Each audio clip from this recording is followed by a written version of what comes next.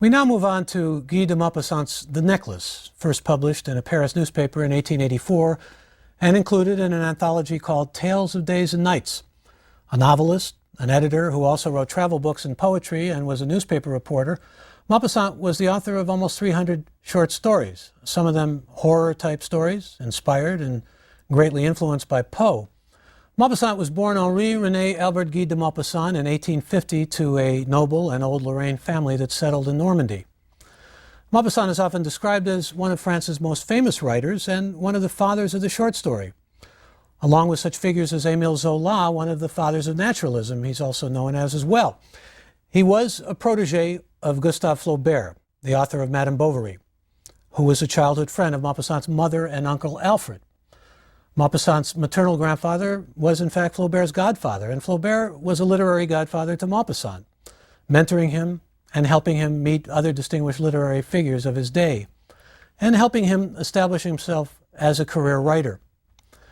Maupassant's parents separated when he was quite young, and as a young man, before he established himself as a writer of wide fame and fortune, Maupassant was expelled from a seminary and went to Paris at age 21 in 1871, where he worked as a civil servant. He died of syphilis before his 43rd birthday and left a dark and revelatory epitaph that he wrote for himself, quote, "I have coveted everything and taken pleasure in nothing." This reflects a different kind of dark view of life than the Calvinism we found in Hawthorne or the heavy Russian tragic sense we found in Gogol. Maupassant was influenced by the naturalists, and his work is a guidepost for us of naturalism, beginning to make its headway into short fiction. The ideas of the naturalists, particularly Darwin, were linked to the notion that we as a species are driven by a kind of natural selection that makes for a determinism, often interpreted by fiction writers who call themselves naturalists as being imprinted in our natures. Thus you had Zola, who believed humans are creatures who can be put under the microscope by a fiction writer and understood scientifically in terms of predictability of human behavior, being like, well, the predictability of other animals. Or you have the great American novelist and turn-of-the-century naturalist writer Theodore Dreiser, who believed that under certain environmental stimuli, an effect in human behavior could be determined. We see the influence of naturalism and this dark view of Maupassant in his most famous and widely read and frequently anthologized story, The Necklace. It's a story which has a twist at the end of careful plotting, not characteristic of most of Maupassant's other stories, but paving the way for the celebrated stories of writers like O. Henry, real name William Sidney Porter, and Somerset Maugham, who both became immensely popular writers of short fiction, often identified like The Necklace with a surprise or even shocking twist of an ending. The Necklace is essentially a Cinderella story, and that famous fairy tale can be traced back centuries before in nearly every culture. There are, in fact, nearly 1,500 variations of the Cinderella story, but none have the twist of them nor the palpable poignancy and darkness of Maupassant's tale. It is also a story woven carefully with realism, abiding by the rules of every detail contributing to the fabric of the story. We can also understand this particular story, and should, as we can all of Maupassant's stories, by delving into the author's background and the culture he grew up in and wrote from and about. The Necklace concerns a woman of great charm and physical attractiveness named Matilda Loisel, who, with no dowry, no social position to offer a prospective husband, let herself be married, and that's the exact language, to a little clerk at the Ministry of Public Instructions. Matilda suffers. She lives in a kind of poverty compared to the luxury and elegance and affluent dreams that possess her. She was one of those pretty and charming girls who are sometimes, as if by a mistake of destiny, born in a family of clerks. She had no dowry, no expectations, no means of being known, understood, loved, wedded by any rich and distinguished man, and she let herself be married to a little clerk at the Ministry of Public Instructions. She dressed plainly because she could not dress well, but she was as unhappy as though she had really fallen from her proper station, since with women there is neither caste nor rank, and beauty, grace, and charm act instead of family and birth. And notice how we have these kind of generalizations sweeping and facile about women at the time, of course, that the story was written by Maupassant. Natural fineness, instinct for what is elegant, suppleness of wit, are the sole hierarchy and make from women of the people the equals of the very greatest ladies. She suffered ceaselessly, feeling herself born for all the delicacies and all the luxuries. She suffered from the poverty of her dwelling, from the wretched look of the walls, from the worn-out chairs, from the ugliness of the curtains. All those things of which another woman of her rank would never even have been conscious tortured her and made her angry. The sight of the little Breton peasant who did her humble housework aroused in her regrets which were despairing and distracted dreams. She thought of the silent antechambers hung with oriental tapestry lit by tall bronze candelabra, and of the two great footmen in knee breeches who sleep in the big armchairs, made drowsy by the heavy warmth of the hot air stove. And notice again the attention to detail here. She thought of the long salons fitted up with ancient silk, of the delicate furniture carrying priceless curiosities, and of the coquettish, perfumed boudoirs made for talks at 5 o'clock with intimate friends, with men famous and sought after, whom all women envy and whose attention they all desire. This is a woman who was really quite unsettled and in despair because of what she has pretty much accepted, but not really accepted, as her allotment in life, what she's been consigned. When she sat down to dinner before the round table covered with a tablecloth 3 days old, notice again the detail, opposite her husband, who covered the soup tureen and declared with an enchanted air, "Ah, the good pot-au-feu. I don't know anything better than that." She thought of dainty dinners, of shining silverware, of tapestry which peopled the walls with ancient personages and with strange birds flying in the midst of a fairy forest. And she thought of delicious dishes served on marvelous plates, and of the whispered gallantries which you listen to with a sphinx-like smile while you are eating the pink flesh of a trout or the wings of a quail. She had no dresses, no jewels, nothing, and she loved nothing but that. She felt made for that. She would so have liked to please, to be envied, to be charming, to be sought after. Well, Maupassant pretty much sketches the character here in a very detailed way. What she wants out of life is not what she has. She's very unsettled. She's a dreamer. She thinks magically and all of that. And then fate enters. And it enters in the form of an invitation to a ball that her husband brings home. And Matilda, you would think, might be happy going to a ball. Well, no, she despairs because she doesn't have a dress. Turns out her husband has saved just the minimal amount she feels she needs to buy a dress, put the money aside to buy himself a gun to use in a planned lark hunting trip with friends. And so they're able to buy a dress. But then she despairs over not having jewels to wear to the ball. And Loisel, her husband, suggests that she borrow jewels from a rich girlhood friend, Madame Forestier. She takes her husband's advice, goes to Madame Forestier, who gives her carte blanche to choose from a large jewel box. Madame Loisel looks at these jewels only to discover in another black satin box, quote, a superb necklace that she wants above all the other jewels that belong to her friend. And when her friend loans her that necklace, she's ecstatic. Thus Matilda, Madame Loisel, is able to go to the ball dressed way above her economic station in life and to become the belle of the ball, the object of great admiration and attention by men of higher station than her lowly clerk husband, to live these dreams, this magic that she was really tortured by. Her appearance is an absolute triumph. Does this sound familiar to some ways? An echo of the overcoat? That one moment of triumph? That moment of building up to it, of feeling despair at not having, again, the outer semblance to be recognized in some different way, and then having all of that? Well, then, what happens in the story is, at the significantly named Rue des Martyrs, where she and her husband live, she discovers she's lost a necklace. The Loisels need to replace the necklace. And they find one in a shop that costs them 40,000 francs. They borrow, they scrimp, they save, they endure what Maupassant describes as black misery to repay the debt. Matilda works like a peasant, doing, again, Maupassant's description, heavy housework, the odious cares of the kitchen. And her husband works nights.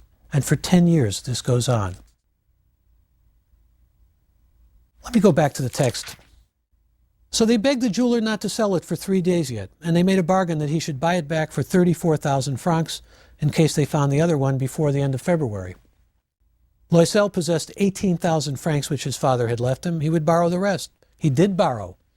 asking 1,000 francs of one, 500 of another, 5 louis here, 3 louis there. He gave notes, took up ruinous obligations, dealt with usurers and all the race of lenders. He comprised all the rest of his life, risked his signature without even knowing it if he could meet it, and frightened by the pains yet to come, by the black misery which was about to fall upon him, by the prospect of all the physical privation and of all the moral tortures which he was to suffer, he went to get the new necklace, putting down upon the merchant's counter 36,000 francs, which was really a fortune, especially for people in these straits. It's not to say they were poor before the necklace was lost. I mean, they were certainly poor by the standards of what she wanted to live by.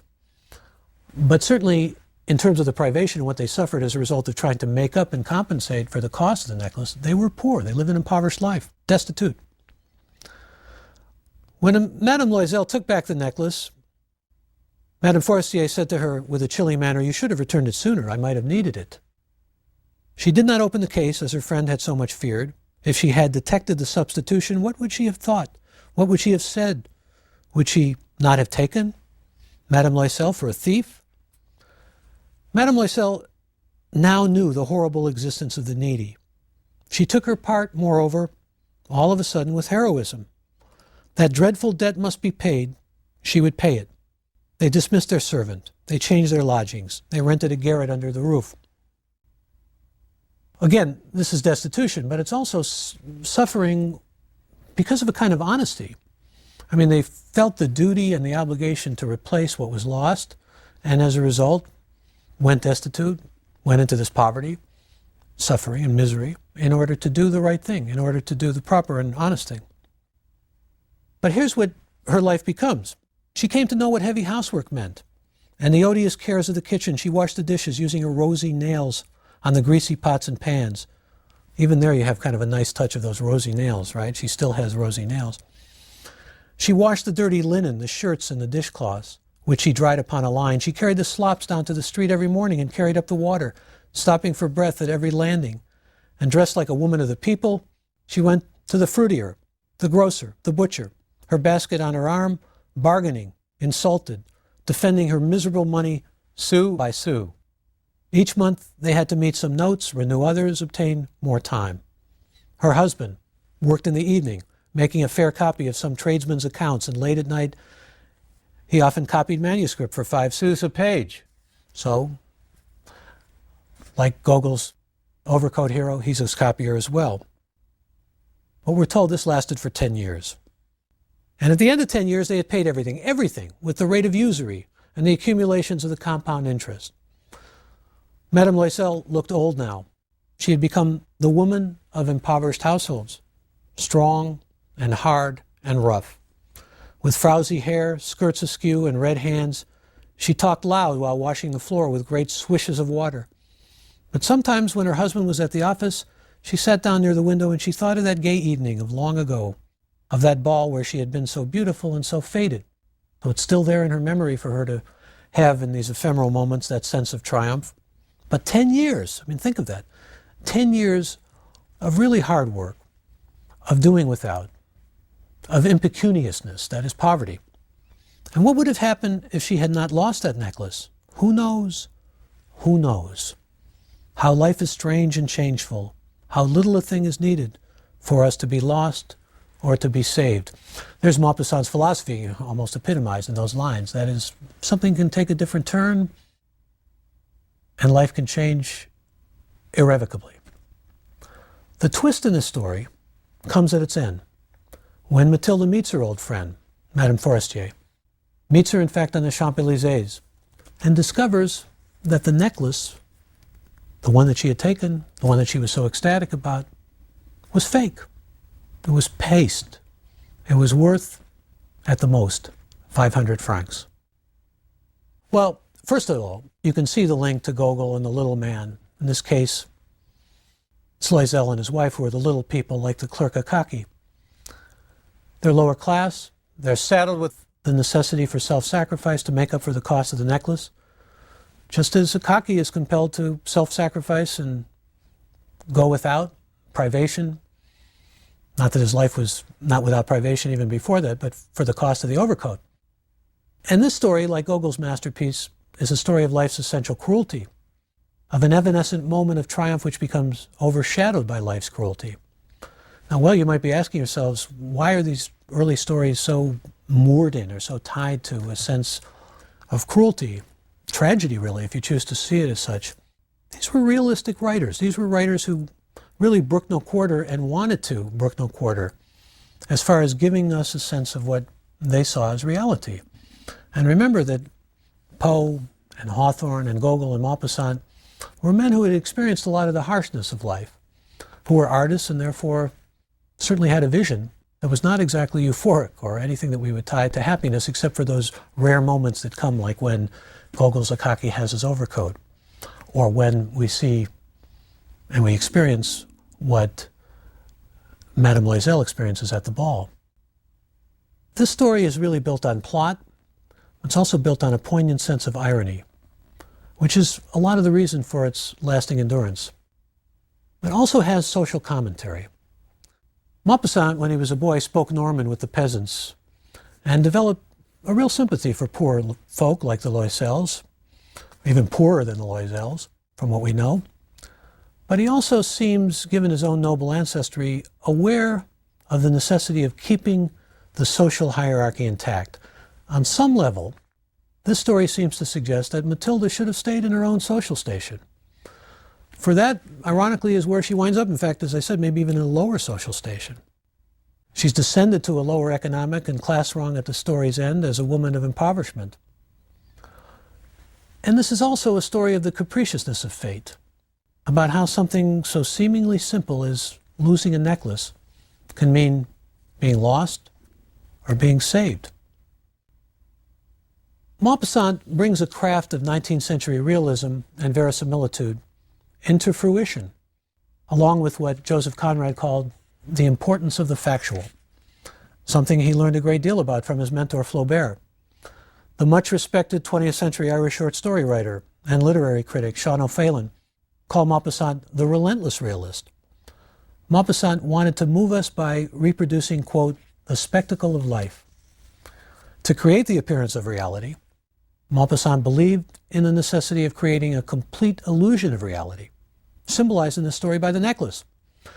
As we'll see in Henry James' great story, The Real Thing, at the heart of this, and James's story, is the question of what is the real thing? The object or the illusion of reality that represents it? What is more relevant to art, putting the mirror up to life, or the life that is represented by asking that same question? Is art real in its representation of life, or is the reality what is being represented?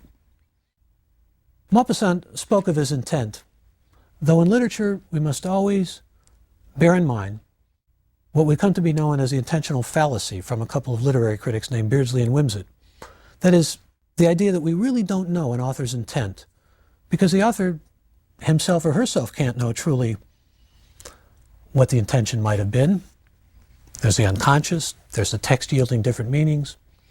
But Maupassant said that his intent was to show how life is unpredictable, disparate and disconnected, full of inexplicable, illogical catastrophes. Direct quote from the master. And The Necklace is a remarkably popular, successful, and influential story. Though some have characterized it as being largely an anecdote or not having the artistic merit of many of the other short stories that have been classed as great short fiction or short story masterpieces, short fiction masterpieces. Anecdotes, by the way, are short tales, usually biographic and based on real life, often designed to reveal a truth or make a point. And anecdotes, like myths and fables, are often turned into short fiction, but it's a word that can be used dismissively about short fiction, to undercut its literary or artistic seriousness of purpose. Maupassant has also been criticized for writing in The Necklace a story that seems too implausible. A writer deeply committed to realism seems an odd candidate for the charge of being implausible, but it's not terribly difficult to see why some choose to see this story that way, or to even deem it anecdotal. Say what one wants about The Necklace, however, it is a story of inestimable importance and much enjoyed and loved now for over a century. It's what we call a pièce à thèse, a thesis story, a well-made tale as well. Meaning in the story is tied to morality, and Matilda's dreams are tied to vanity and materialism and her belief that she was made for dresses and jewels and not for the class she was born into, to her thinking a mistake of destiny. A perversion of class lines, therefore, occurs when she attends the ball and appears to be of the class she is not. Reality is distorted. Her triumphant night at the ball, the Cinderella fairy tale element of the story, represents a threat to class line divisions, to hierarchy. The story is ultimately what we call a tranche de vie, a slice of life. But it's also a fable of a 10-year plight after an ephemeral moment of joy and a transformation that turns into suffering and privation. Why? Well, because the illusory is taken to be the real. And there's a strong allegorical resonance as Matilda turns into an old-looking woman. She loses her beauty while Madame Forestier remains young and beautiful. Maupassant appears to be showing us that wealth can preserve beauty, even in an era long before Botox, while poverty and the struggle that goes with it ensures a loss of beauty. The characters, both Matilda and Loisel, reveal meaning in the story. Matilda early on doesn't want to relinquish the jewels of her girlhood convent friend, Madame Forestier, at the first selection, and is lost in ecstasy at the sight of the necklace. She kisses her friend passionately, Maupassant tells us, before fleeing with the treasure. At the ball, we witness Matilda crazed with pleasure and joy, triumphant until confronted when leaving with her, quote, common wrap, mindful of the other women with their costly furs. This makes her want to escape. And Matilda envies her friend, Madame Forestier, but is changed irrevocably by the time she returns the substitute necklace to her friend, who, as we said, acts chilly in receiving it, the replacement necklace. Matilda took her part in life with a kind of stoic heroism, while her friend remains immune through her riches, either to struggle or to misery. Loisel, not a major drawn character, but he strikes us as a simple good man, like Hawthorne's Goodman Brown, who follows a trajectory from hope and enthusiasm to aging 5 years after the first week of their ordeal, following the loss of the necklace. He wants to please his wife, first selling his gun and then sacrificing himself for every franc and sou he can to pay their staggering debt. And he has to give up his paternal inheritance, deal with usurers and what Maupassant's narrator refers to as the race of lenders, a possible anti-Semitic allusion. Loisel, the small clerk, winds up anguished and in misery because he wanted to bring pleasure and happiness to his wife, to make her feel, even if briefly, above her station in life and above the role to which by class she was destined. The story's dramatic denouement, the final resolution of the plot, is the final meeting of the two women. Let's go to that. One Sunday, having gone to take a walk in the Champs-Élysées to refresh herself from the labor of the week, she, that is, Madame Loisel, suddenly perceived a woman who was leading a child. It was Madame Forestier, still young, still beautiful, still charming. Madame Loisel felt moved. Was she going to speak to her? Yes, certainly. And now that she had paid, she was going to tell her all about it. Why not? She went up. Good day, Jean. The other, astonished to be familiarly addressed by this plain good wife, did not recognize her at all and stammered, But, Madame, I do not know. You must be mistaken. No, I am Matilda Loisel. Her friend uttered a cry. Oh, my poor Matilda, how you are changed. Yes, I have had days hard enough since I have seen you, days wretched enough, and that because of you. Of me? How so? Do you remember that diamond necklace which you lent me to wear at the ministerial ball? Yes. Well, I lost it. What do you mean? You brought it back. I brought you back another just like it, and for this we have been 10 years paying. You can understand that it was not easy for us who had nothing. At last it has ended, and I am very glad. Madame Forestier had stopped. You say that you bought a necklace of diamonds to replace mine? Yes. You never noticed it then? They were very like. And she smiled with a joy which was proud and naive at once. Madame Forestier, strongly moved, took her two hands. Oh, my poor Matilda. Why, my necklace was paste. It was worth, at most, 500 francs. What a moment. What a moment of sheer drama. And that's at the core of the story, that sense again of suffering for an unknown fact, for an unrecognized fact, trying to do the right thing, really. The use of the first name here and the revelation of the hard days and the wretchedness because of you is in a way perhaps something of almost her saying, it's justified what I did because I did the right thing. But there's a real irony here of diamonds, you know. Diamonds are a girl's best friend, as the old saw would have it from the movie. Being paste worth at most 500 francs.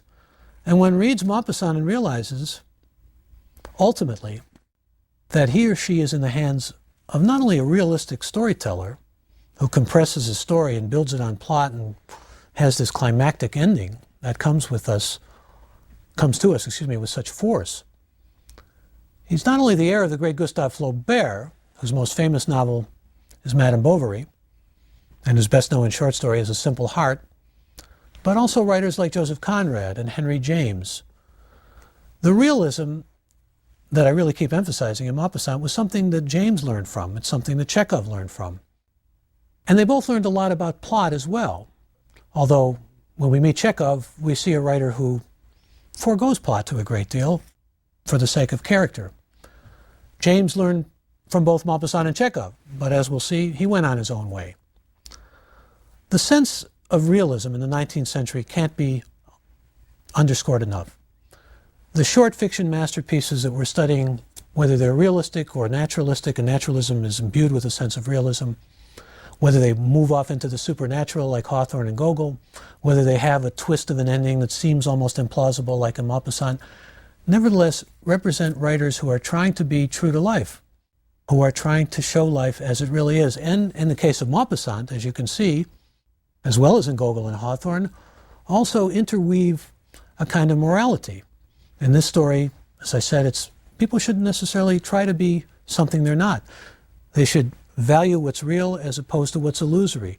They should not be caught up in or compelled by the fake, because the fake is in materialism and going to the ball and pretending to be someone of a higher station, as well as in just the jewels themselves being fake, or the necklace being fake. When we move on to another 19th century short fiction masterpiece, we're going to continue with this sense of realism, but with a different kind of story. Anton Chekhov's The Lady with the Dog is a realistic story, to be sure. It's also a love story, which takes place, like Gogol's The Overcoat, in 19th century Russia. But unlike that classic tale, this one has no elements of the supernatural, has nothing resembling walking corpses, stealing overcoats, or corpses with mustaches.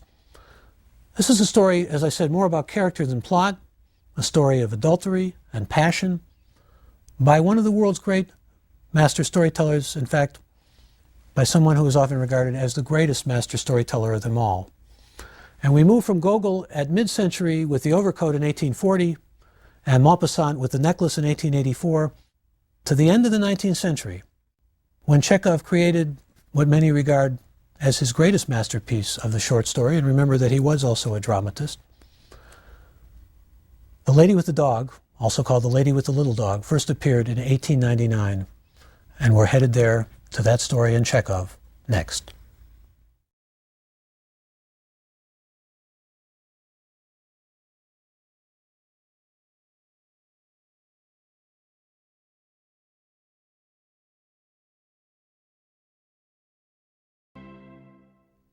We move on now to Chekhov and a famous story of his called The Lady with the Dog. Let's first talk about Chekhov, who comes from serf lineage and writes stories that are really grounded in, as this story is, 19th century Russia. His grandfather was grandson of a former serf, and though serfdom was officially abolished in 1861, the year following Chekhov's birth, peasants remained woefully unequal, both socially and economically in Russia throughout Chekhov's lifetime. Chekhov had a deep and abiding empathy for this class of people who were still shackled by poverty, quite possibly due, at least to some degree, to his own lineage.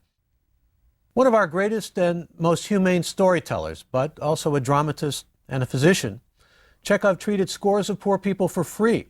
He once said, "Medicine is my lawful wife and literature is my mistress." He produced hundreds of short stories, 4 plays and a novel, and was a major influence on a score of fiction writers. The great 20th century short story writer Eudora Welty once said that Reading Chekhov was just like the angels singing to me, and many writers feel that way about Chekhov, that his language, that his prose, that really his stories have a kind of singing quality to them, poetic quality. He revolutionized the story. He cast it more in terms of drama and character revelation than plot, but his output was prodigious and really remarkable, especially considering that he also practiced medicine and wrote plays. And all those plays, by the way, have endured the test of time. The Seagull, Uncle Vanya, Three Sisters, and The Cherry Orchard. He found a different audience than Gogol had in Russia because his stories are more of the quotidian, the everyday, and take on the whole panoply and range of human character and human emotion. The story, The Lady with the Dog, was written toward the end of his life and is considered one of his masterpieces. Chekhov had tuberculosis and was at a clinic, a health spa in Yalta in 1897. In the following year, he built a villa near Yalta and in 1899 published The Lady with the Dog, or The Lady and the Dog. Sometimes, depending on the translation, it's also titled The Lady with a Little Dog or The Lady with the Lap Dog. In fact, there have been all kinds of disputations as to whether the dog was a Pomeranian or whether it was a Spitz.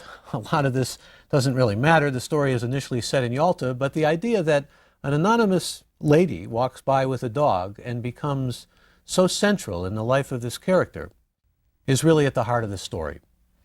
Chekhov was able to move to Yalta after he sold his estate and the publishing rights to all his collected works for what by today's standards, or for that matter his day standards, would be considered a paltry sum, 75,000 rubles.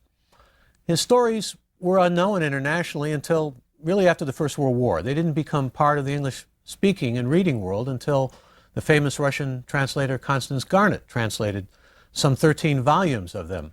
That was done between 1916 and 1922, though she worked randomly rather than chronologically.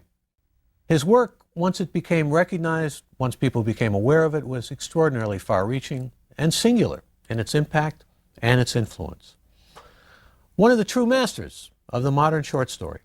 Chekhov, again, wrote about ordinary people living ordinary lives, like the characters in this story, The Lady with the Dog, Gurov, and Anna. Both are living what Thoreau might have called lives of quiet desperation. Both are unhappily married, and both find each other and find passionate love in Yalta.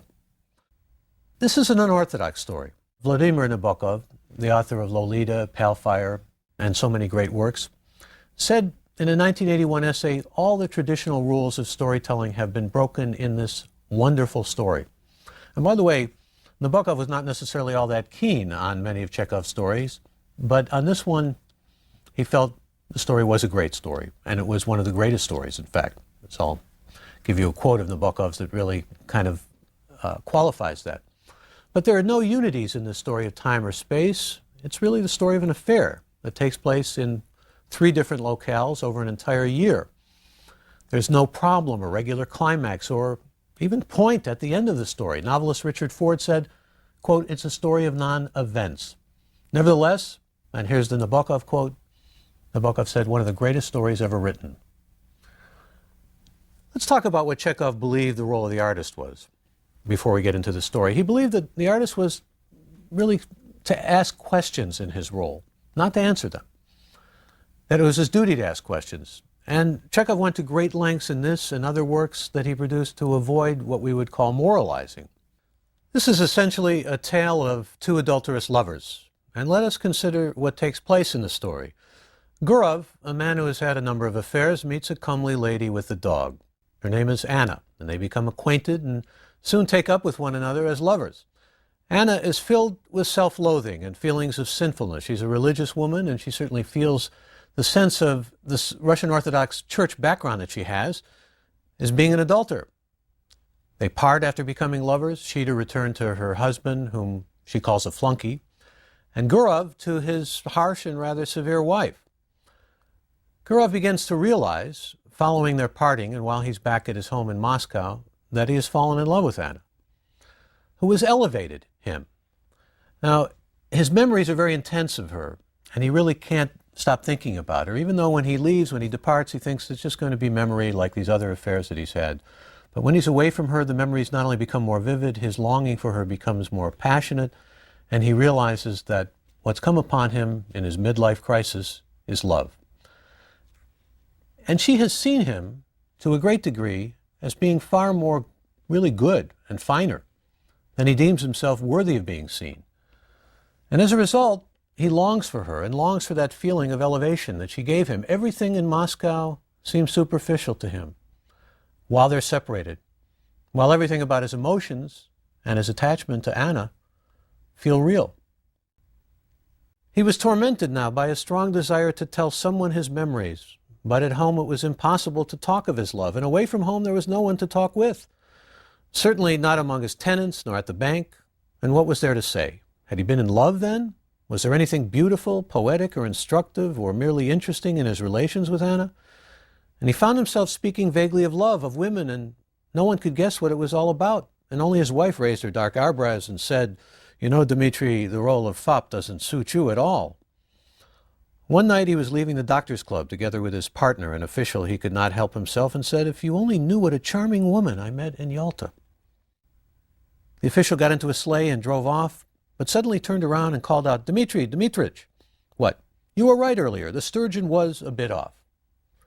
Now suddenly these words, which seem so mundane because they are, talking about the sturgeon, the fish being off, have an extraordinary effect on Gurov.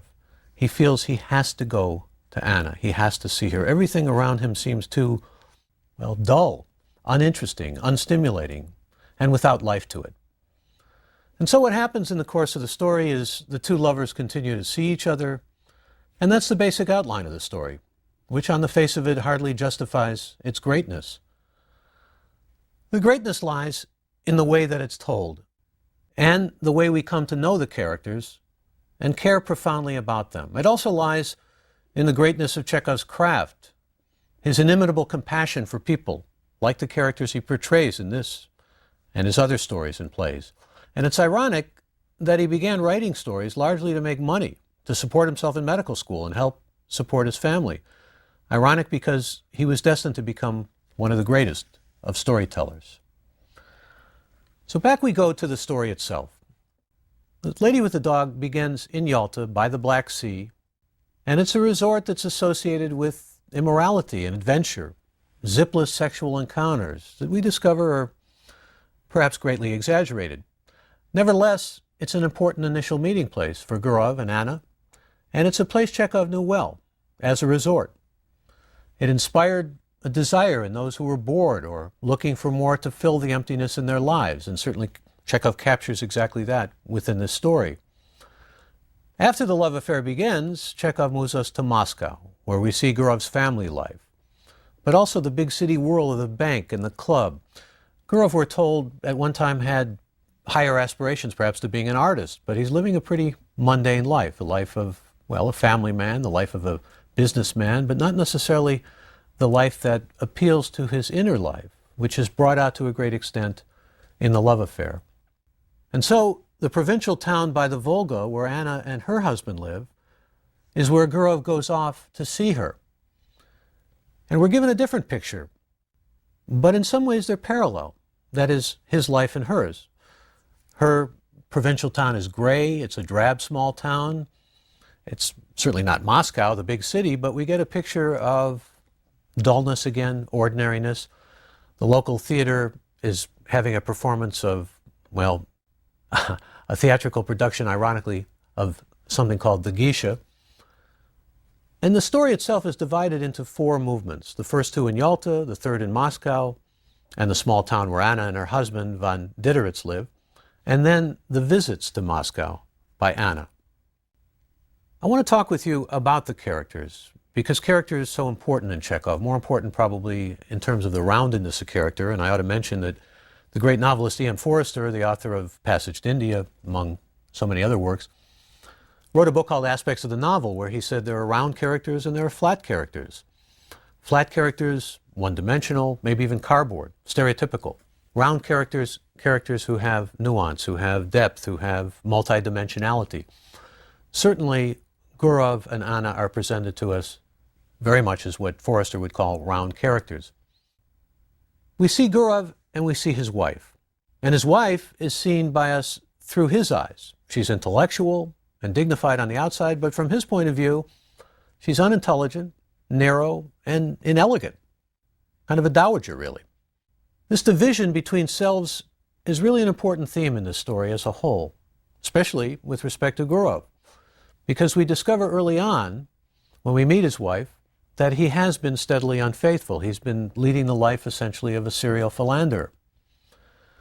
Nevertheless, we see Gurov through a sympathetic lens, supplied to us by Chekhov's point of view and the kind of closeness he has to his protagonist. Gurov is a man who is afraid of his wife, who regards women as a lower race, that's the phrase that's used, yet he's more at ease with women. He needs them. He really can't live without them. He's a misogynist, that is a man who really is fearful and maybe even hates women, but he's a man who's in a midlife crisis and who really needs something more in his life and has been searching for something more in his life through all of these serial affairs, which all really ended badly. We also get a picture of Anna's marriage, and certainly a very rounded sense of Anna's character. She's childlike, schoolgirlish, identifiable in a number of ways with Gurov's young and naive school-age daughter, which is a little bit daring of Chekhov in some ways. She's pious, unhappy, as I said, feels sinful for her transgressive behavior, but she also wants desperately to live. And it's that desperate sense of wanting to experience life, that sense of being trapped, that brings them together, that they both share. Both trapped by marriages which are unhappy, both trapped by the dicta of the Russian Orthodox Church, which says, of course, that any kind of moral transgression is unforgivable and punishable in hell. And we have, perhaps in some ways, a situation with Anna that's, well, reminiscent of another famous Anna, Anna Karenina, but could also be likened to Emma Bovary, Flaubert's famous novel of adultery, or Kate Chopin's novel The Awakening and the character of Edna Pontellier. These are all women who are trapped by morality, by their marriages, by bourgeois shibboleths, by which I mean sort of, well, sacred cows, and the desire to move against those sacred cows and find themselves and find, through experience, some sense of life and adventure. Von Diderits, Anna's husband, is presented to us by Anna as being a flunky, and when we see him at the theater where the geisha is being performed, he's repeatedly bowing like one over and over again. His name and the associations that Chekhov builds up about him have vague German associations, which of course was no great calling card to many Russians. And we can understand, as with the perception we get of Gurov's wife and her effect on Gurov, why Anna is so unhappy. And by the way, there's a tendency in Russian writers to poke fun or ridicule Germans. We see this in Gogol's The Overcoat as well. In the story, there are realistic details which really bring us into Chekhov's genius. There's an initial link made by Gurov with the dog and a humorous dialogue that ensues about Grenada. Anna is amused. There are splendid touches, in other words, of realism in this. I mean, it's very difficult to get dialogue and get it down in a way that it seems real, especially the initial kind of electricity or chemistry or whatever you want to call it between two people, and to make the dialogue not only credible, but to make it have a kind of amusing flair to it, where a man would indeed be charming or attractive to a woman. And yet Chekhov brings us about and brings it off in a very compressed way. The kind of details I'm talking about that we see in Chekhov can also be exemplified right initially in the first section when Anna loses her lorgnette. We later see her with one in hand at the provincial theater, as Chekhov identifies it with her ordinariness. And there's real understated power in a scene in which Gurov is eating a slice of watermelon while Anna is wallowing in her feelings of sinfulness after the two have become lovers. What Chekhov manages to do is take us through a whole gamut of emotions. When Gurov is moved to reveal his feeling for Anna to a club member later on in the passage that I read, and receives that response about the sturgeon being a bit off, it's a turning point for him. Because earlier on when we saw him eating the watermelon, he was really not as involved in thinking about her and her feelings, although he manages to turn her character around and they wind up laughing. But there's that sense of her transgressing and her sense of sinfulness and her sense of idealizing him that comes back to him in Moscow, that he can't retreat from. By the way, also harkens back to fish scale imagery that Chekhov gives us earlier on that's identified with, in Gurov's mind, women's underthings when love affairs go south. When Gurov goes to see Anna, there's a gray carpet made of military cloth. There's an inkstand, gray with dust on it, in the hotel he stays in. There's a dark gray fence around Anna's house. All of this grayness creates the drabness of her life, but it also shows us the kind of particular attentiveness, almost meticulousness, that Chekhov has about details. The gray fence especially is revelatory of her being fenced in. And we even have details like the porter in the hotel pronouncing Anna's husband's name in the wrong fashion, or the headless horseman in the hotel room who waves a lot, or Gurov's forgetting the name of Anna's dog. All these touches. By the way, he forgets the name when he goes to the small town called S only and not identified. Makes you think of Gogol not wanting to identify places or not wanting to identify things specifically. But what we have in Chekhov is a moment, for example, when he forgets the name of the dog because he's so overwhelmed by his emotions, his adrenaline. All of these remarkable touches by a sure master storyteller's hand. I want to get into the meaning of this story and its themes. It's not just a story excuse me. It's not just a story of infidelity.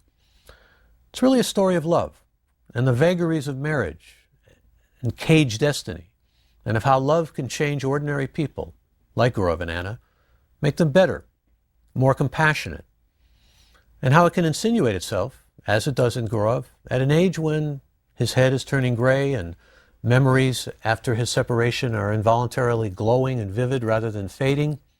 There are some readers who express doubt about Gurov's love, particularly because he's aging, because he's in a midlife type of crisis, because he wants to be in love and maybe falls in love for that reason, as opposed to what we could call real love, what as teenagers we used to talk about as real love, authentic love. But I think that it is love, and I think that one of the reasons that this story has had such an effect and is so remarkable is because it's a very touching, tender, passionate, moving love story about two people who can't really feel the sense of that love bloom, who can't let it out into the open, who have to remain closed, furtive, seeing each other only at very special, delicate moments when they can afford to get away and make excuses to get away. In other words, an ongoing affair that seems to have a sense of a destiny built into it, but a destiny that may not be entirely known or predictable in terms of its nuances, in terms of its details particularly. It's a story of passion and morality. Chekhov was lambasted by the critics of his day for not being moral enough, though he stated clearly in one of his letters that the writer's obligation is to portray through action and not through depiction of state of mind. Chekhov would have subscribed to Isaac Babel's notion that came to us years after Chekhov in Babel's Stories of Odessa that passion rules the universe.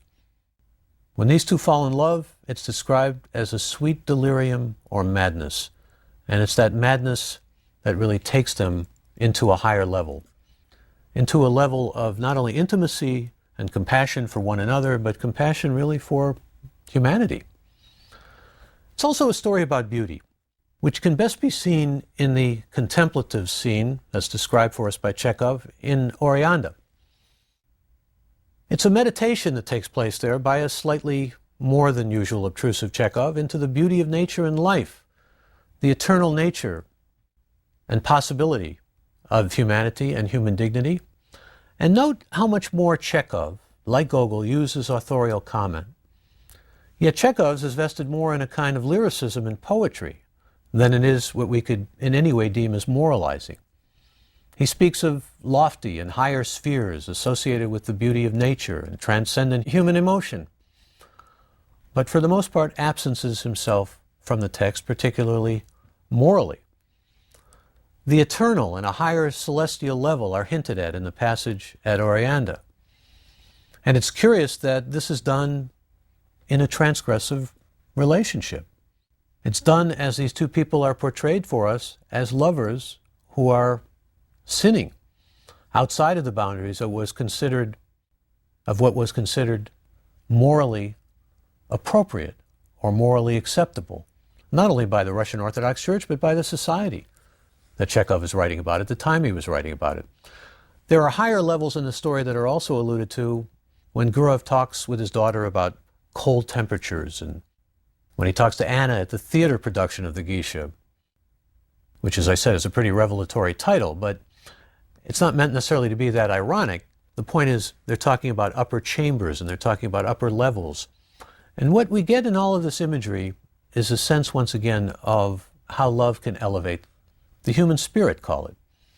How love, even if it's transgressive love, can transform. Does that sound romantic? Well, in many ways, perhaps it is, although Chekhov was really a realist and very hard-core realist. Nevertheless, there was a belief in love, a kind of faith in love, that comes across in the story. That, as we'll see later on in a story like Araby by James Joyce, certainly romantic love at any rate, seems to be something that's demolished almost. It can be catastrophic, especially in a young man's life. But this is an older man, Gurov, and an older man who finds love and discovers love, perhaps even for the first time, and in fact, no doubt for the first time. It's also a story about secret lives, Gurov's realization that there is a life underneath the one that we live within.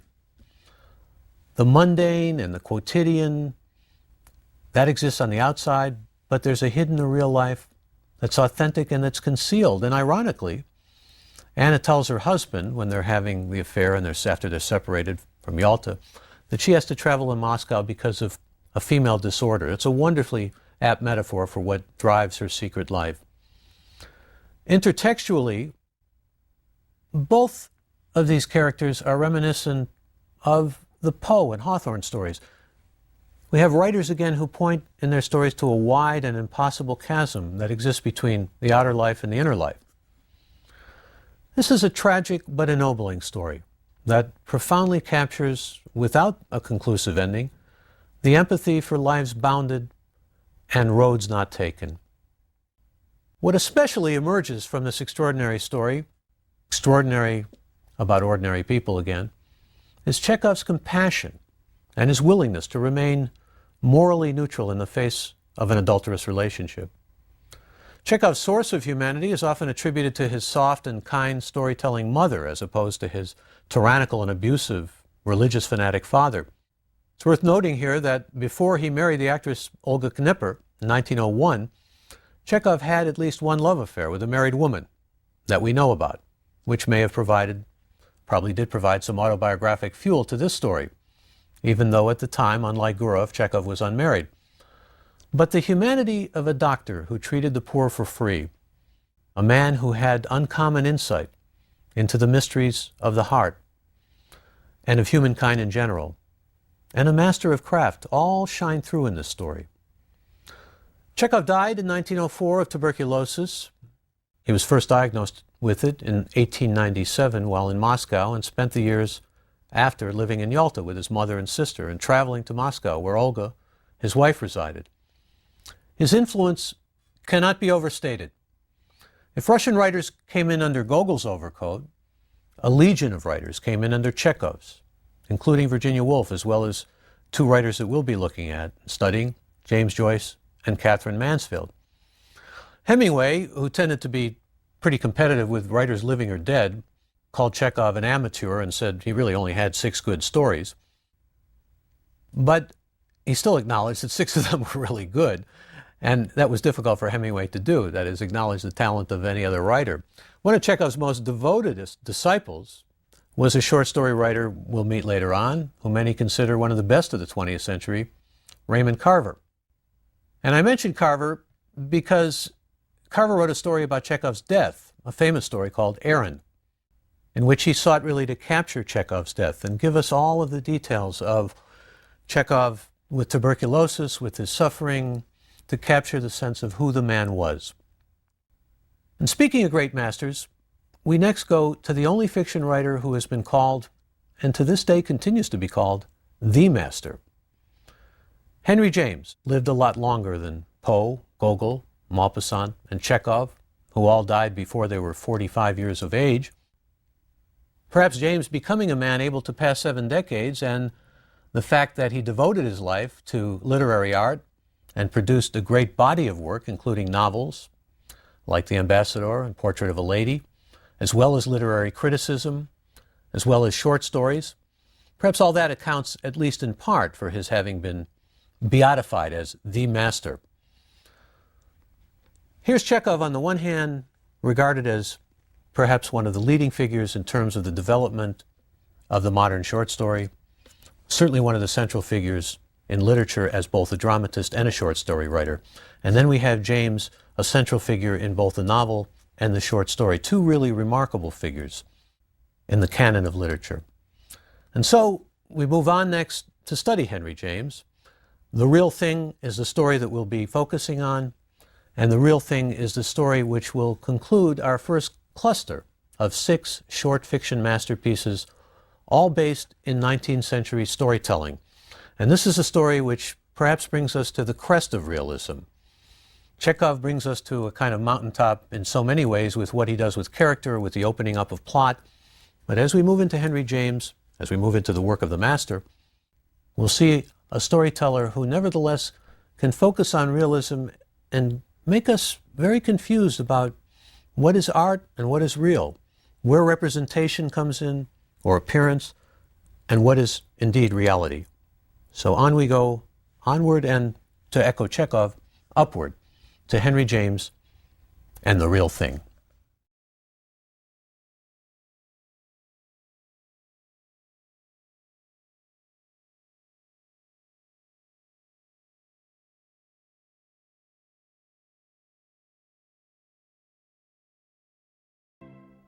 Henry James has earned the title of master because of his oeuvre, his body of work, and the contributions he's made to literary theory and literary criticism.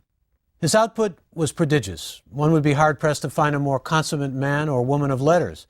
James wrote novels, biography and autobiography, journalism, plays, travel writing, reportage, literary criticism, and 112 stories.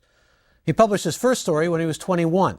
He was prolific and deeply and passionately committed to the literary life and made a living with the writer's life. He also wrote with considerably more detail and, well, length. He was said to have found the 8,000-word limit typical of his era of short story magazine length to be confining, and he called his short fiction nouvelles. The story we will be discussing, The Real Thing, is over 10,000 words. Of the stories we have discussed or will discuss, only Gogol's The Overcoat, which was lecture number 3, and Baldwin Sonny's Blues, which will be lecture 18, are longer stories. James published The Real Thing in 1891 when he was 48. A famous James story, Daisy Miller, was published in 1878, and James was still publishing great stories like The Beast in the Jungle and The Jolly Corner in 1903 when he was 60. He came from a distinguished family, a prominent New York family, though he spent much of his early life in Europe and wound up an American expatriate in Britain, renouncing his American citizenship and becoming a naturalized British citizen after the United States would initially not join Britain and France in the First World War. James's brother William was a famous psychologist and the father of American pragmatism. There's an old saw that William James was the psychologist who wrote like a novelist, and Henry James, the novelist who wrote like a psychologist. Many of James's tales are deeply psychological. The Turn of the Screw, for example, published in 1898. And they tread into nuances of human behavior. James also brings to the crest of 19th century realism. His interest in painting, especially Impressionism, was strong and can be seen in the story The Real Thing. Much of his work concerned the nuances and subtleties of a kind of drawing room or certainly upper crust world, but as we see in The Real Thing, James also took great interest in grappling with large questions having to do with aesthetics, art, the role of the artist, the difference between commercial art and more serious, highly aspiring art. These are central in The Real Thing, and they deviate from the concerns we have found in Chekhov or even in Maupassant, for whom James had a great deal of admiration. James advanced the idea of the figure in the carpet, by which he meant that stories needed to have all of the details tied in with the greater themes, and every I dotted, every T crossed, every fiber of the carpet in a story contributing to its overall loom as opposed to a wider canvas. This extended into a debate about the novel called the saturation-selection debate, featured James's notion of compactness and selectivity on the one hand, and H.G. Wells' idea that fiction can have a broader and more expansive, less compact canvas. The debate emerged years later when F. Scott Fitzgerald wrote The Great Gatsby. For James, it constituted nothing less than a debate about aesthetics. This story has its genesis and origins in a story related to James of an actual incident, and it was told to him by his friend Georges du Maurier. It became the donnée or given premise that he wanted to expand into short fiction. James had developed a friendship with Maupassant and wanted to write a story like Maupassant with a lesson. One as, I'm quoting James now, admirably compact and celebrated as Maupassant, end quote. James was, like Chekhov, not a moralist, but deeply interested in realistically portraying moral questions of great seriousness and intellectual weight. And in the notebook that included fragments of ideas that he would turn into stories, he wrote that he wanted this particular story to include a magnificent lesson. The lesson in The Real Thing is disconnected from the moral universe of theology and right or wrong behavior or good and evil. It has to do in many ways more with art as well as with humanity, but particularly with the imagination. And like Maupassant's The Necklace, the differences between appearance and reality. Essentially, it's the story of an unnamed artist who creates illustrations for pot-boiling type cheap books. The monarchs are a well-bred aristocratic couple who come to the artist's studio, and he assumes they want to be painted by him. But it turns out they're indigent. They want work as models. This initial confusion about the appearance of reality versus reality sets up for us the major motif in this story, or certainly one of the major motifs. The monarchs cannot even pose for what presumably they are, an upper-class couple, because the artist draws them as larger than they actually are, and he can't transpose them to fit other roles.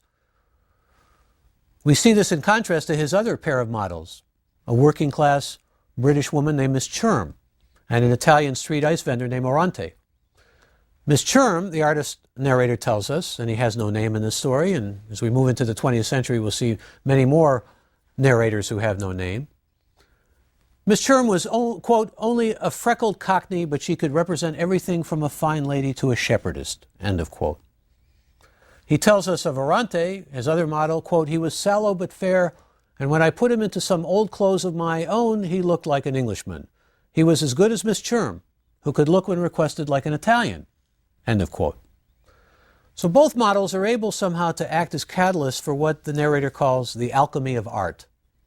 They can pose in ways that allow for representing them as what they are not, while the poor monarchs, as far as the narrator is concerned and his art is concerned, can't be anything but what they are, the real thing, particularly for the illustrations that he's doing.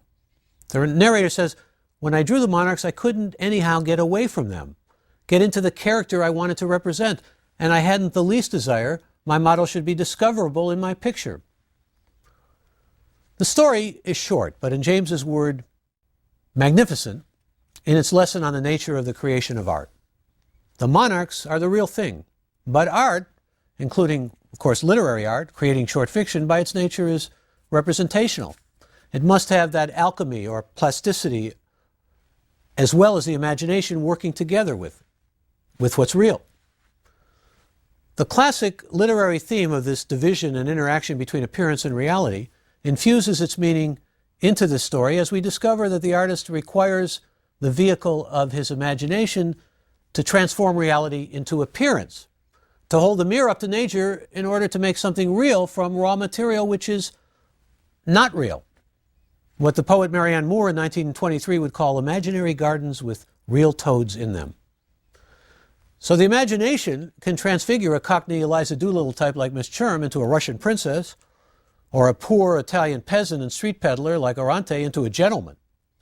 The monarchs can only look like what they appear to be, though once the narrator imagines the major as a footman, the monarchs begin to move from appearance to the reality of, well, their poverty, to being tea servers, appearing noble and heroic and admirable to the narrator in the process.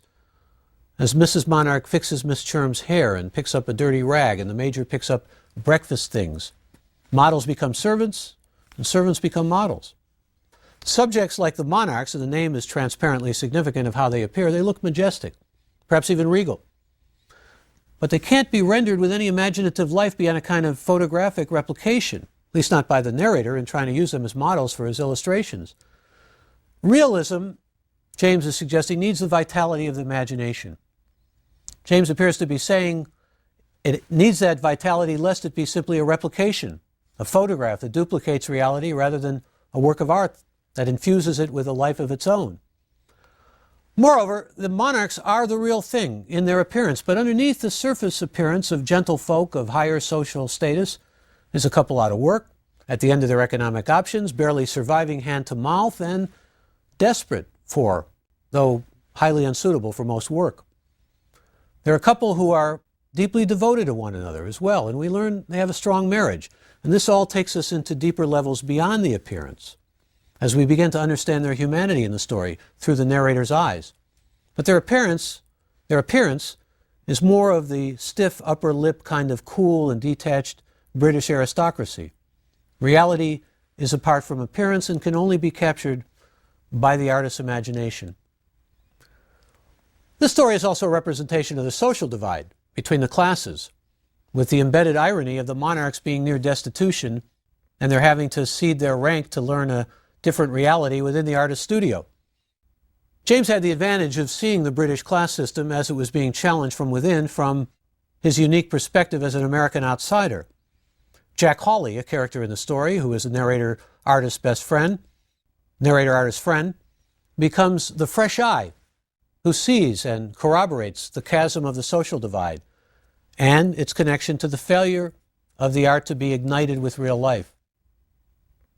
When Mrs. Monarch cries, as she does in the story, it's because she recognizes the gap between their appearance as a couple of social class versus their need and willingness to do just about anything they can to survive. The Major says, ironically, that her getting a job as a secretary is like getting a peerage. Mrs. Monarch winces at Miss Churm's wet umbrella, and Miss Churm makes a scene about serving tea. And the class divisions appear obvious to us, but are they? Miss Churm and Arante have a talent for imitation, but the monarchs are amateurs. They are types, but types, we discover, are not the real thing. The real thing seems to be the same thing and not a fluid thing, like the appearance of reality projected by Arante and Miss Churm. But through the course of the story, as we get deeper into understanding the monarchs and their humanity, they become the real thing in another sense. It's like a lot of Chinese boxes, or a kind of, labyrinthine world that James presents us between appearance on the one hand and reality on the other, between what can lift something into art as opposed to, let's say, just pot-boiling illustrations, types as opposed to distinct individuals, amateurs as apart from professionals. There's all this binary in the story, this division or dichotomy of so many things that make for its richness. The monarchs are really noble and dignified people. And that's what they appear to be. They're real people as well as types representational of a certain social class of gentlefolk, a gentleman and his lady, if you will. And it turns out, as I said, that their marriage is a real marriage. They're types, but they're also individuals, humans. Jack Hawley's enmity against the class system and his seeing the monarchs as types lead him, and he's a good critic but not so good a painter, to feel that they don't belong in the artist's studio. But the reality is that they do, because they create for the artist another reality grounded in memory. Values ultimately emerge from the story's lesson about appearance and reality and elevate the story to an even greater plane. Let me get to the beginning of the story, because there is certainly a distinctiveness about James's style that one recognizes in the way he uses detail, in the way he presents a picture to us. And remember that this is the opening of a story where the monarchs come to the artist, the unnamed artist's place, but they come not as he perceives it to be painted. They come to be models, and they're looking for work. When the porter's wife, who used to answer the house bell, announced, "A gentleman and a lady, sir," I had, as I often had in those days, the wish being father to the thought, an immediate vision of sitters. Now, naturally, he's up there, he paints portraits, they announce a gentleman and a lady, and he thinks they've come looking for their portrait to be drawn. Sitters, my visitors in this case proved to be, but not in the sense I should have preferred. There was nothing at first, however, to indicate that they mightn't have come for a portrait. This allows James to give us a fine description of the couple. Notice how he does this. The gentleman, a man of 50, very high and very straight, with a mustache slightly grizzled, and a dark gray walking coat admirably fitted, both of which I noted professionally. I don't mean as a barber or yet as a tailor, would have struck me as a celebrity if celebrities often were striking. It was a truth of which I had for some time been conscious, that a figure with a good deal of frontage was, as one might say, almost never a public institution. And I noticed the narrator bringing in his own perceptions here, but we're seeing how he thinks, we're understanding how he sees things, and that's very important. It's his point of view that takes us through the whole story. A glance at the lady helped to remind me of this paradoxical law. She also looked too distinguished to be a personality. Moreover, one would scarcely come across two variations together. He's talking about types, he's talking about celebrities, as opposed to, again, the way people appear. There's a whole kind of embedded philosophy of observation, if you will, and again, the difference between appearance and reality that comes straight to us. Neither of the pair immediately spoke. They only prolonged the preliminary gaze, suggesting that each wished to give the other a chance. They were visibly shy. They stood there letting me take them in, which, as I afterwards perceived, was the most practical thing they could have done. In this way, their embarrassment served their cause. I'm speaking about this with the knowledge that they were there to have not to have their portraits painted, but they were there to get jobs as models. I had seen people painfully reluctant to mention that they desired anything so gross as to be represented on canvas. But the scruples of my new friends appeared almost insurmountable. Yet the gentleman might have said, "I should like a portrait for my wife," and the lady might have said, "I should like a portrait of my husband." Perhaps they weren't husband and wife. This naturally would make the matter more delicate. Perhaps they wished to be done together, in which case they ought to have brought a third person to break the news. And you see his mind is traveling all over here, thinking, what are they here for? He's trying to get the real picture, the real thing of what they're doing there. We come from Mr. Rivet, right as a rivet. The lady finally said, with a dim smile that had the effect of a moist sponge passed over a sunk piece of painting, as well as of a vague allusion to vanished beauty.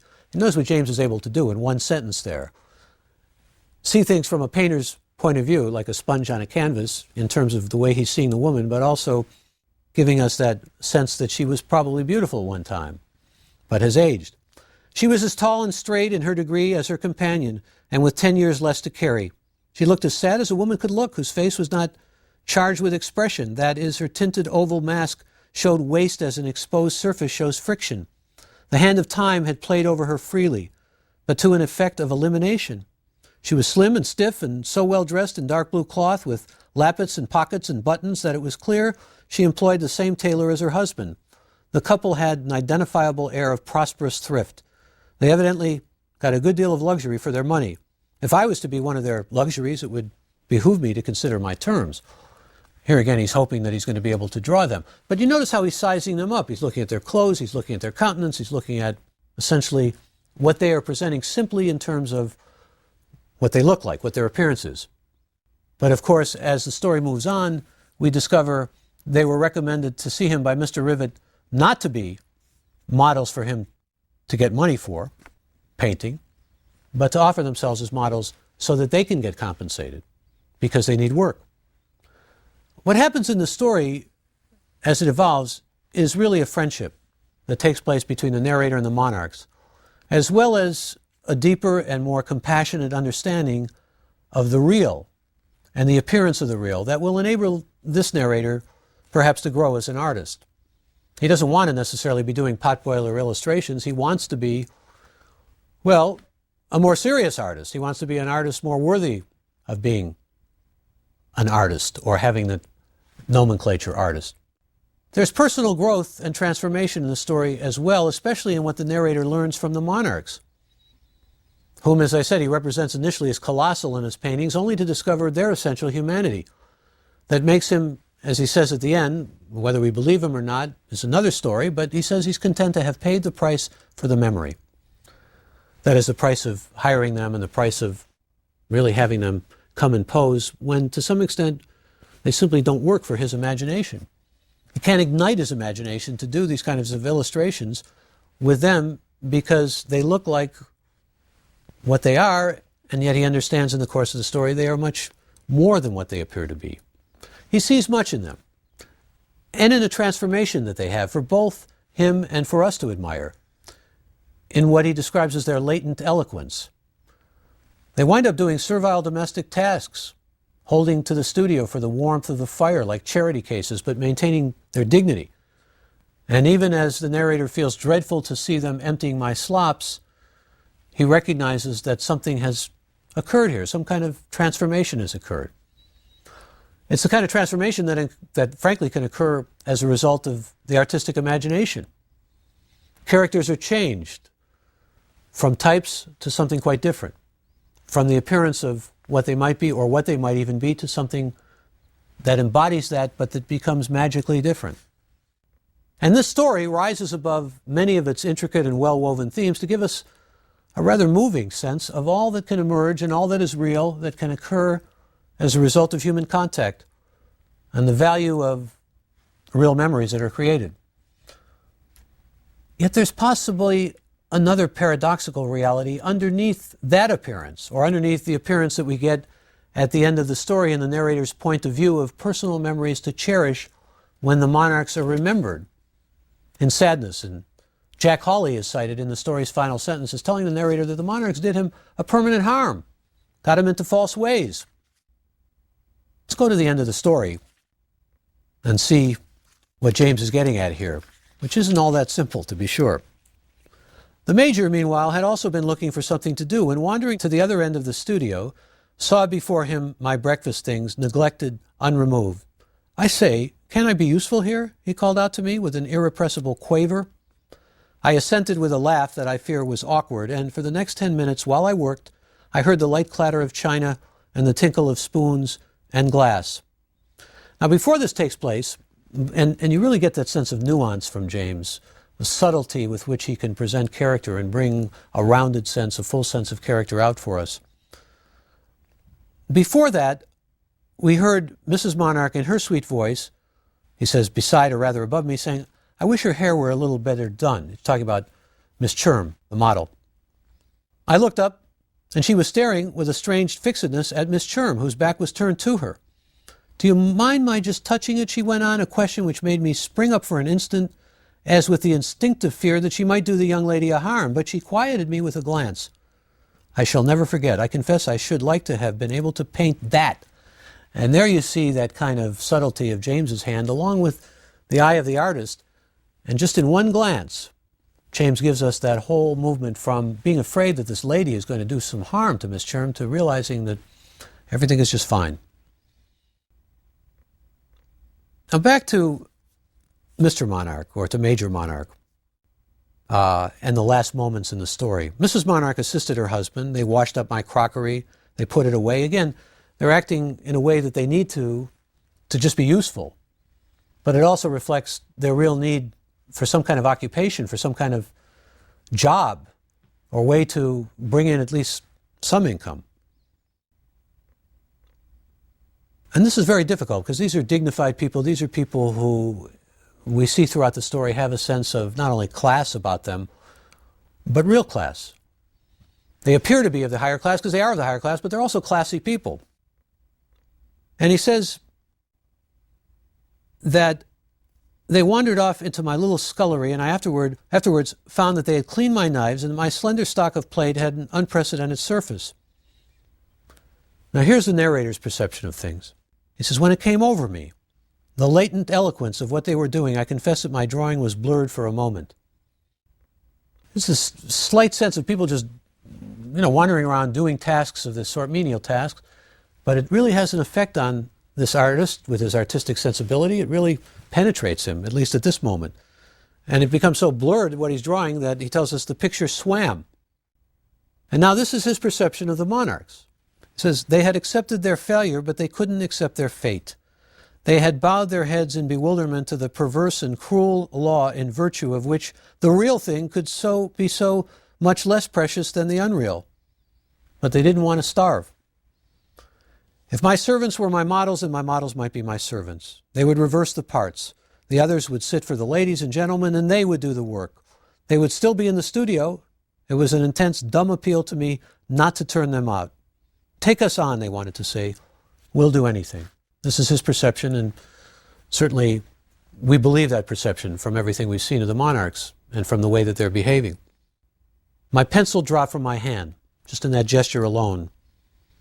We see the effect and the impact that this has had on him. My sitting was spoiled, and I got rid of my sitters, who were also evidently rather mystified and awestruck. Then, alone with the major and his wife, I had a most uncomfortable moment. He put their prayer into a single sentence. I say, you know, just let us do for you, can't you? I couldn't. It was dreadful to see them emptying my slops, but I pretended I could to oblige them for about a week. Then I gave them a sum of money to go away, and I never saw them again. I obtained the remaining books, but my friend Hawley repeats that Major and Mrs. Monarch did me a permanent harm, got me into false ways. If it be true, I'm content to have paid the price for the memory. Well, we're left with that ambiguity. Did Hawley see things right? Or does the narrator see things right? We don't really know when we come to the end of this story. And we don't know because to a great extent we have seen the constant fluctuation between what's real and what appears to be real, between the real thing, as the title suggests, and what may indeed be the real thing. A lot of this has to do with the narrators creating these potboiler illustrations. These don't seem to be the real thing, and yet they have a reality about them. They're done for commercial or mercantile reasons, if you will, but they're also done with the necessity of the artistic imagination. It's as if James wants to say to us, well, you can talk all you want to in a demeaning way about commercial art, or art that's done for commercial reasons, but it still requires that quickening of the artistic imagination to make the representation real. And remember that this was a writer who built his life economically around writing. We get that sense, in other words, that the commercial may be the real thing, or may certainly have the elements of the real thing where art is concerned. But does that mean that by contrast, art, the highest kind of art that artists aspire to, that this artist aspires to, may have less than the real thing, or may not be real? It's one of those sort of quandaries that Henry James is so gifted at presenting to readers and making readers grapple with.